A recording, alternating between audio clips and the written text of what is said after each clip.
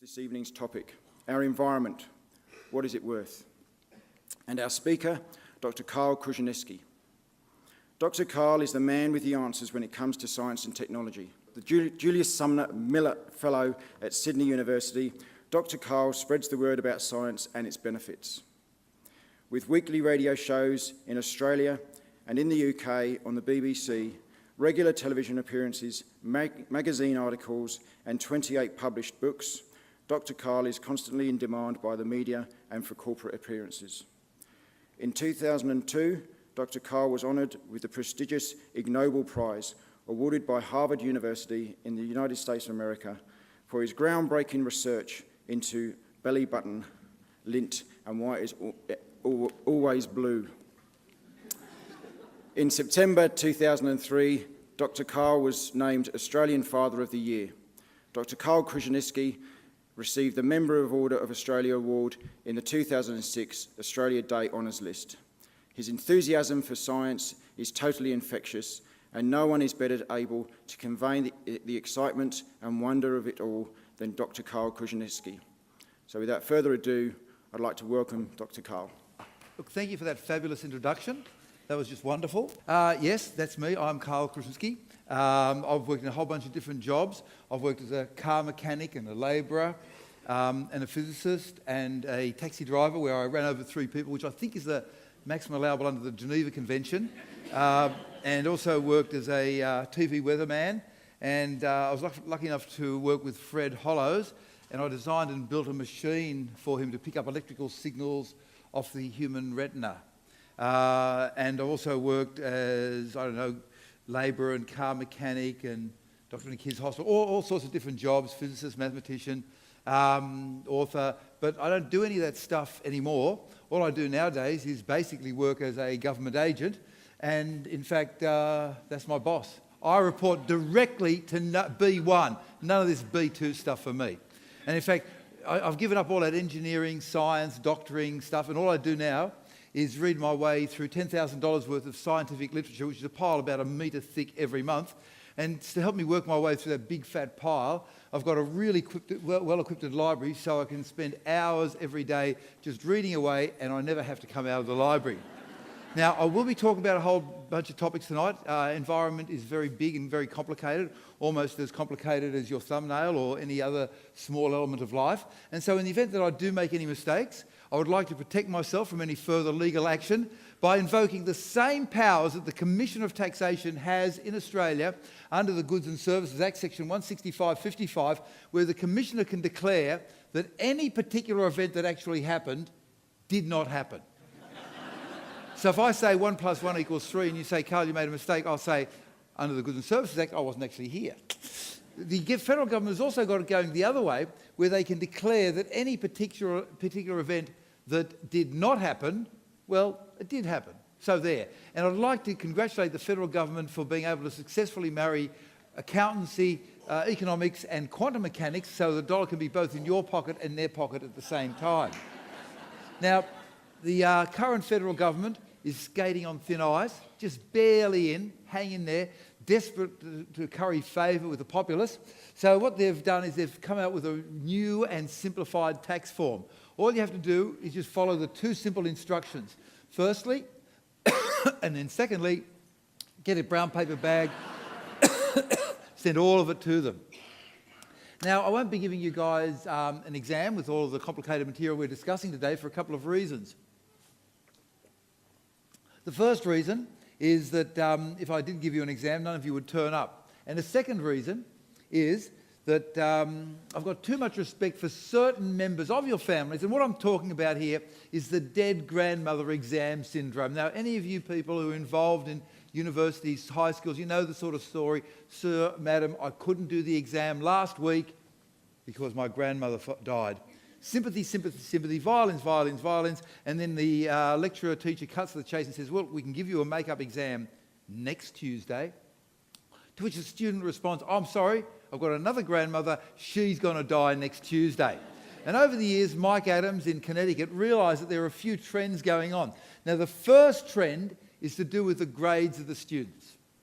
Now, if you've got your A-grade students, the ones who always do well, because they study hard or they're lucky or both, they will have, when there's no exam present, their grandmothers will be dying off at about 4 grandmothers out of every 100 per year, which is sort of your natural background grandmotherly attrition rate. And come the final exam, well, the student gets stressed, passes it on to the grandmother, and it doubles it to about 9 out of every 100 grandmothers. We can sort of live with that collateral damage on the grandmother front.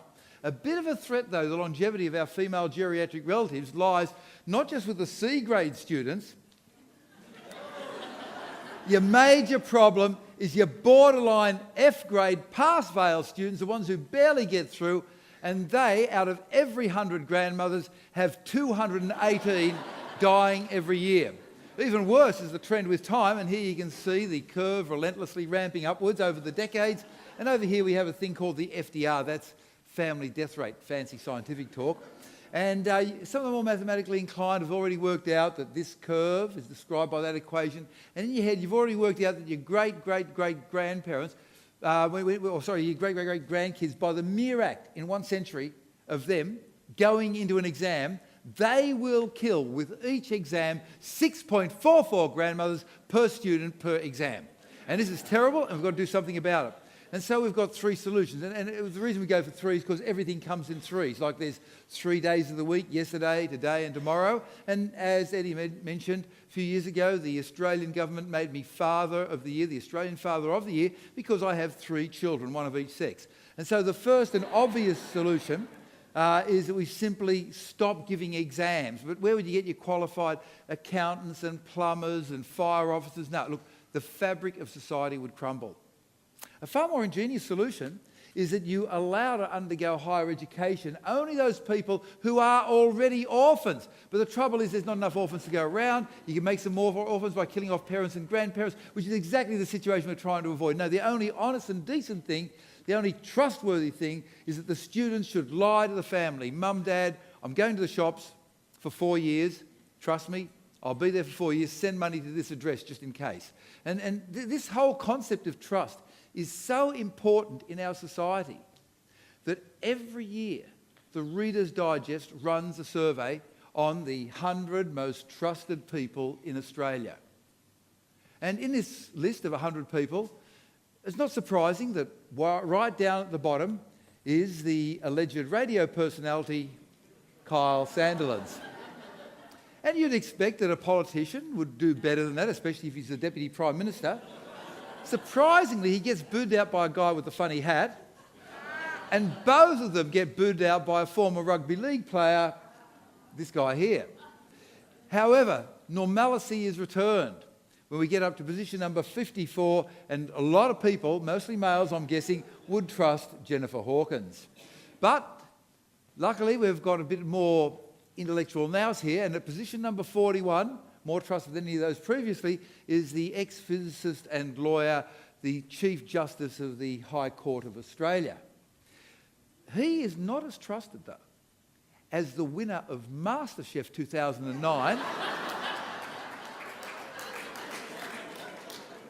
But at position number 1, as has been for a long time, we have Fiona Wood, and the first couple of positions are occupied by doctors and scientists. Now, this survey has been going on for so long. It goes so far back into antiquity, it even goes back to when it was okay to have Mel Gibson on the front cover of anything. And back in 2005, in a list of the 21 most trusted people in Australia, there I was sitting up there at number 7, which is not bad, but in 2006, the very next year, I had dropped down to position number 11. Oh, yeah, I know. Oh, it gets worse, mate.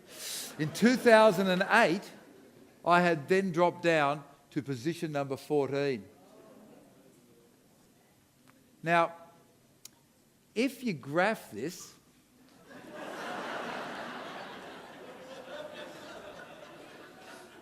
you can sort of see something going on there.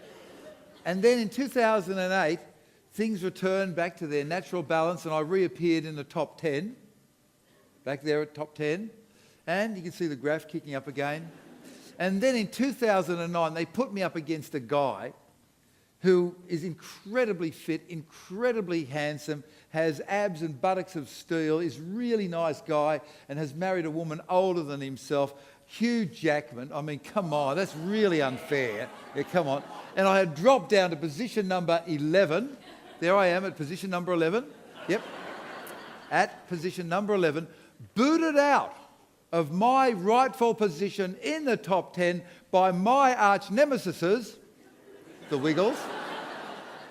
But in that year of 2009, last year, they did have a few special categories, like who would you trust to fill out your will, look after your last wishes, borrow your car. And in the fairly obscure category of who would you trust to be honest in an online dating profile. Now, you know the sort of stuff I mean, where you've had a bad time, things have gone wrong in your life, and you just, honestly, you just lay your soul bare for everybody to see. I'm fabulously wealthy, but since my spouse died, I'm incredibly sad. I basically spend all my time just travelling in my Learjet, which has a crackling wood fire in front of which I sit wearing a black turtleneck sweater while I read love poems. And occasionally I look out the window and I see a beach and I get the pilot to land there, and then wearing tight white pants, especially at that time of the month, I jump onto a white horse in the rain only, carrying 2 pina coladas, looking for the person I love, which could be you. That is what this sort of homepage is about, total honesty.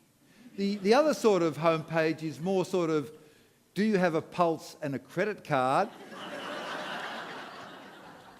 Either way, in the category of who would you trust to be honest, in an online dating profile, the Reader's Digest said that Dr. Karl Kruszelnicki, whoa, big it up for me, at 29%, easily outranking both David Hicks, who got less than 10%, and Ben Cousins. And in this year of 2010, well, here I am down to position number 12 again. 12. And I had to be totally honest. I went and did a regression analysis where y equals minus 0.6x minus 8.7333, which translated into plain English means that I'm less trustworthy now than I was when I started talking. And in fact, by the end of the talk, I will be less trustworthy again, so I better hurry up and get on with it.